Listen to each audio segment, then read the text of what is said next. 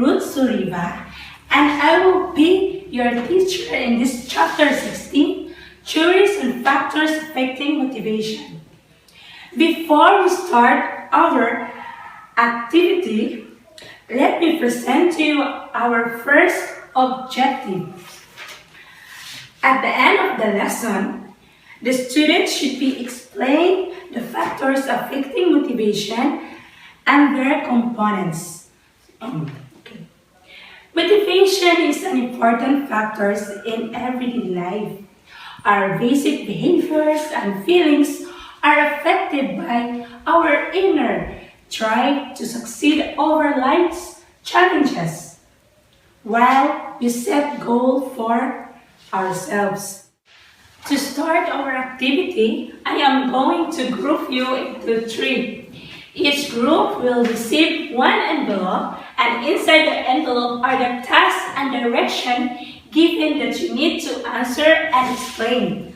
I will give you 10 minutes to finish your task. And if you hear one claps, it means that your 5 minutes are finished. And if you hear 2 claps, it means that you need to wrap up and finalize your work. And if you hear 3 claps, it means that you need to post your work in the board. The group who will finish they serve as a winner and get additional 5 points. So here is our rubrics of our activity. The rubrics are the criteria is the content, organization, presentation. Description of the content, information presented was clear and accurate, so the points is 4. The description of the organization, information is clear and very well presented, the points is 3. The presentation, description, information was creatively made and clearly presented, the points is 3. The all over total of the points is 10 points. Okay, students, you open your envelope and your 10 minutes starts now. I like biology first. I know, it's better at the beginning Chinese and math are easy. Those are my last 2 classes. I kind of like what this is. I just like the class.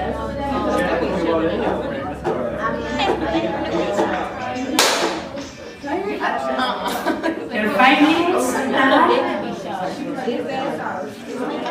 Oh, this is the one you like. Yeah, it's a Genesis. It sounds like the one you been singing forever. I'm sorry. It was like Okay, you need to finalize. But I watch it because I won't let you go on YouTube. But I didn't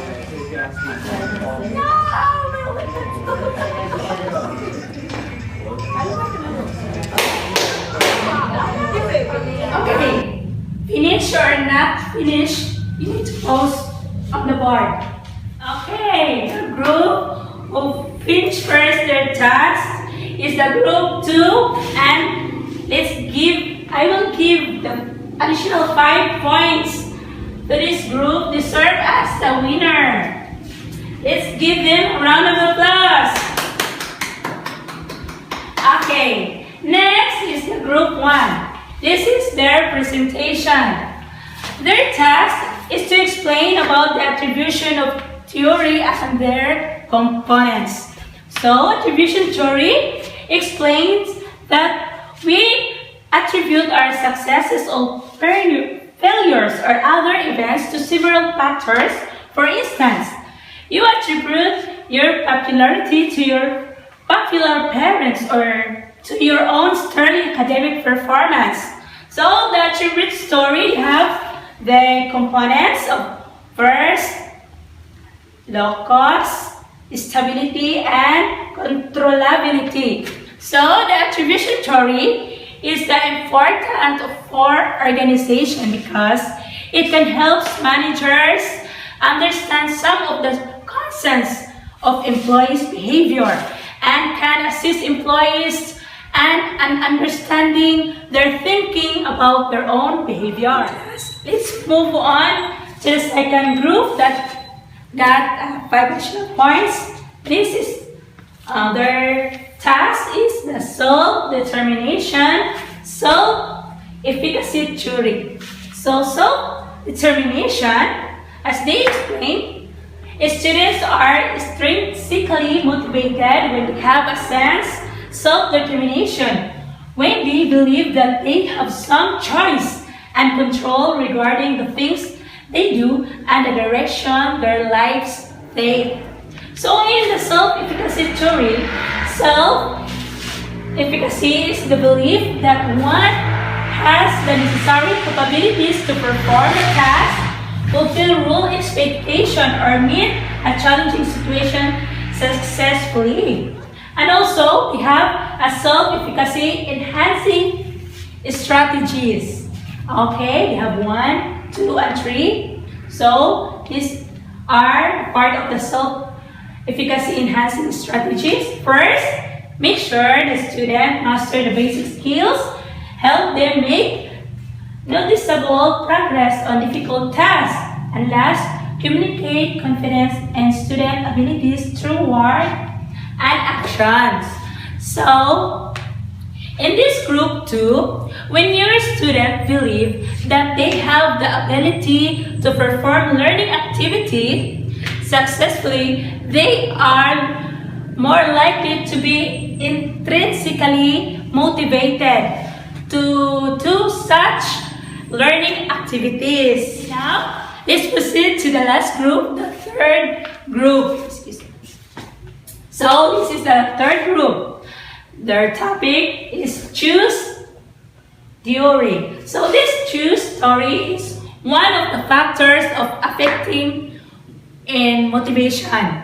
So, as they said, the choose theory is the biological theory that suggests that we are born with specific needs that we need are genetically instructed to satisfy. All of the behavior represent our best attempt at any moment to satisfy our basest needs or genetic instruction. So they have 4 basic psychological needs. So first, belonging or connecting. Second, power of confidence, freedom, and fun. Okay, class, this is the 4 factors affecting motivation: attribution theory, self-determination, self-efficacy theory, and choose theory. So, anyone in the class have a question? Anyone? Do you understand all this? Okay.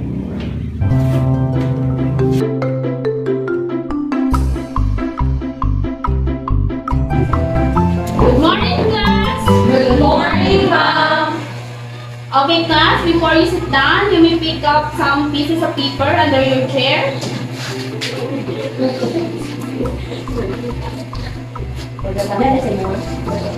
Okay, you may take your seat. Wow! I can see how beautiful and happy faces this morning. How are you, class? We're fine, ma'am. Wow, that's good! Class, let's listen carefully as I check your attendance. Tabasa? Amit? Present, ma'am. Where he is? Present, ma'am. Lahira? Present, ma'am. Agata? Present, ma'am. Suarez? Wow, we have a perfect attendance this morning. It seems that everybody is interested. Okay, class. Based on our lesson yesterday, we will have an activity this morning. Our activity this morning is all about Maslow's hierarchy of needs. Do you have any idea about what is Maslow's hierarchy of needs? Okay. We will discuss it later. Before we start our activity class, we will have our class agreement this morning. So, what will you do if your teacher asking you to make an activity? Participate actively. Very good! Participate actively. What if your teacher is talking in French? What will you do? Listen attentively. Very good! Listen attentively. Okay, our activity this morning is called Take Me Where I Belong. So we have here our instructional materials, speaker, and I have of course I have here a cabbage. So this cabbage, each leaf of this cabbage class has its own number, which is corresponds to the number here. So 1, 2, 3, 4, 5. So as I play the music, you have to pass this cabbage to your seatmate.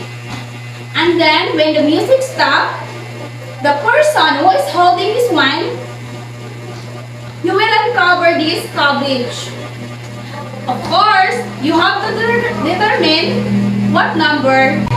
And after determining the number, you have to look for the number here. Then you have to read this one and place it where it belongs. Either it is actualization, STEAM needs, belonging needs and love needs, safety needs or physiological needs. And you have to explain to me what is your thoughts about those one. So why is it belong to that stage? Okay class, are you ready? Yes, ma'am. Okay, so let's start.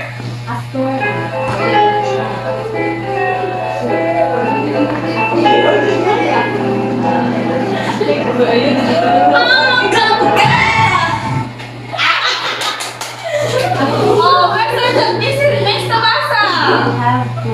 Okay? Three. Okay, number 3.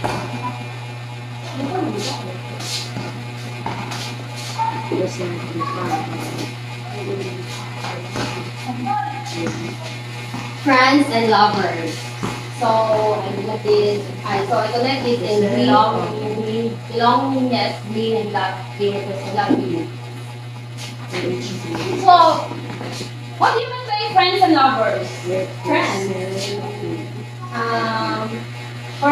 For me, friend is a part of our life because the part in one being a person from a friend and a lover.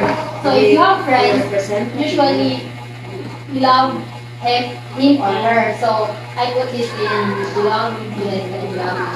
Very good! Okay, let's continue!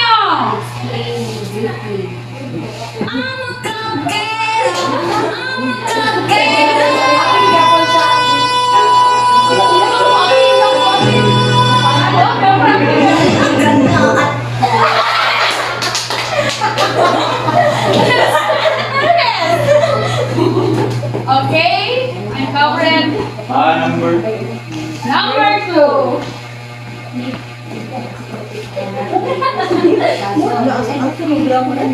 Security and protection. So, where do you place it?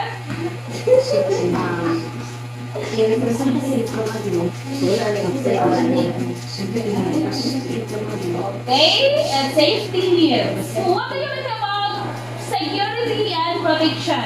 Security and protection is like in your daily in your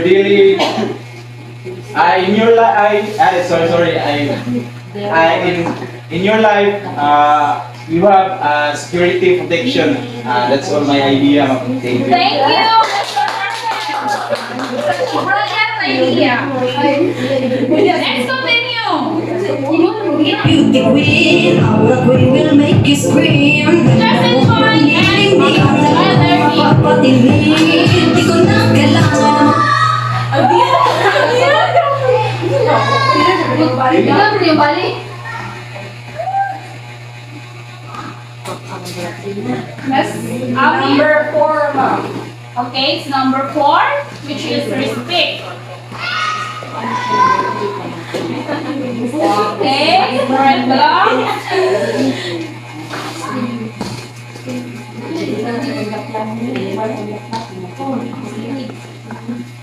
No coaching.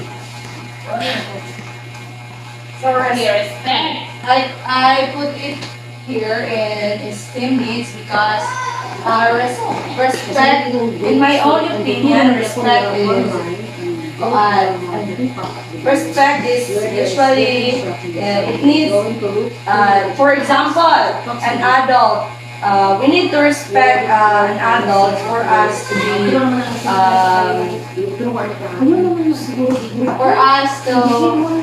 have proper values in our lives. That's all. Thank you, Miss Abby.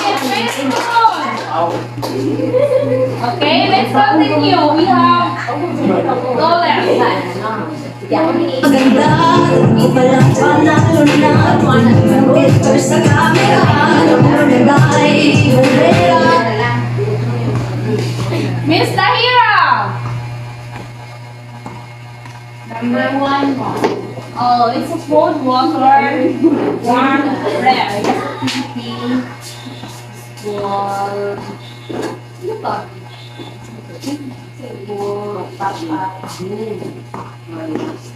Okay, physiological needs, food. So food, water, warm, rest. In my own opinion, it is very important for us to know that this kind of things are important in our body because our body needs food, water, warm, and rest because it is our daily purpose in our daily lives.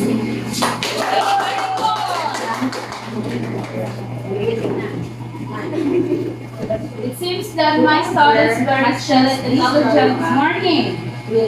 Ko kailangan sumabay ka sa uso, kahit ako'y naiingot na nakikita. Ang nakita. Okay, speak sa kanta!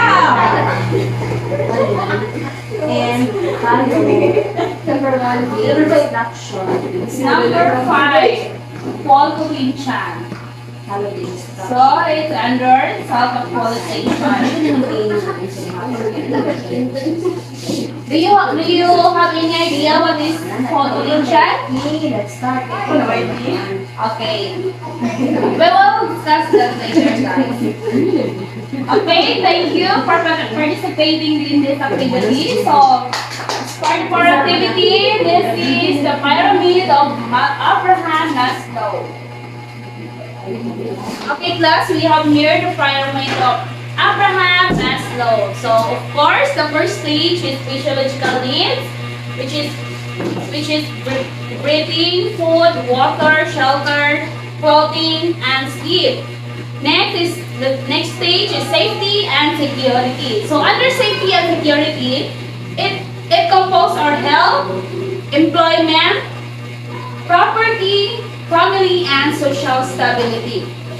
So, and the third one is love and belonging. So, under love and belonging, fourth, of course, your friendship, your family, intimacy, and sense of connection. Then the fourth one is the self-esteem. So it is about your confidence, your achievement, respect of others, the need to be a unique individual. And the higher guys, and the fifth one is self-actualization. So in this stage, it includes morality, creativity, spontaneity, and acceptance, experience, purpose, meaning, and inner potential. So, what is the importance of Abraham Maslow's pyramid? So, Abraham Maslow, so the basis of this Maslow's theory is that we are motivated by our most important needs that are unmet. So, we may be unable to progress and meet our other needs, and this can help explain why we might feel stuck or unmotivated. It's possible that our critical needs aren't being being best version of ourselves. Possible, changing this requires looking at what we need, then finding a way to get it. So, anybody who can read physiological needs? Okay, Miss Amin? Physiological needs. These are biological requirements for human survival, like air, food, drink, shelter, clothing, warmth, sleep. If these needs are not satisfied, the human body cannot function optimally. Maslow considered physiological needs the most important, as all the other needs become secondary until these needs are met. Of course, thank you, Miss Amin. So, as we all know, physiological needs, it is our daily requirements. So we cannot proceed to the safety needs or another stages of the pyramid until we cannot meet physiological needs. So, of course, it requires food. So what we are eating every day. Air, where we get our oxygen. So, it is very sabatable, guys, that physiological needs is a part of our daily living. Okay, next, safety needs. Mr. Tamir? Safety needs, once individuals' physiological needs are satisfied, the needs for security and safety become silent. People want to experience other predictability and control in their lives. These needs can be fulfilled by the family and society. Police, schools, business, and medical care. Thank you, Mr. Tamir. So, safety needs. From the world safety, of course, according to our policemen, policewomen, safety first. So, we have to care to our safety, not just for our daily life, but we have to consider the safety of our needs. Guys, do you get it? What is safety needs? Very good. Okay, number 3, love and belongingness needs. Who want to volunteer? Okay, Miss Tabasa, go ahead. Love and belongingness needs. After physiological and safety needs have been fulfilled, the third level of human needs is social involves feelings of belongingness. Belonging refers to a human emotional needs for interpersonal relationship, affiliating, connectedness, and being part of a group. Belongingness, love and belongingness. From the word love. Yes. Seems that someone is in love here. From the word love, so it is not just about ourselves. It's about our family, loved ones, friends. So without love, what will you do? What happened? Okay. So, you need love. Number 4, STEAM needs. Any volunteer? Agatha! STEAM needs are the fourth level and Maslow's hierarchy and of self-worth, accomplishment, and respect. It has 2 categories. Number 1, self-worth, oneself, dignity, achievement, mastery, and independence. Number 2, the desire for reputation or respect from others. STEAM needs. So, STEAM needs is warmth, respect. So, according to everyone, you want to be respected, you have to respect yourself first. So, it includes public image. Here in STEAM needs, guys, reputation is very important. Okay, number 5, self-actualization. Any volunteer? Okay, Miss Namira.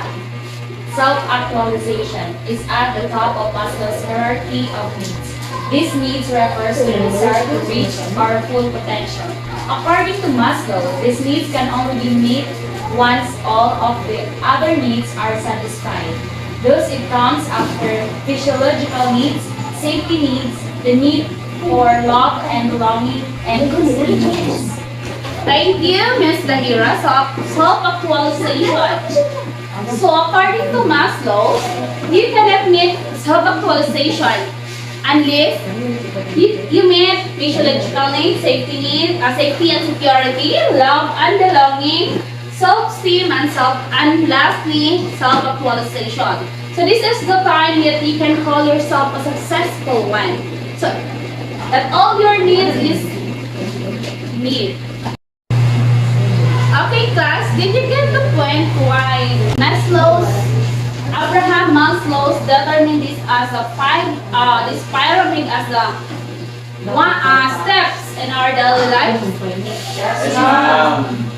Okay, very good. So, thank you, class, and thank you, everyone. So, see you next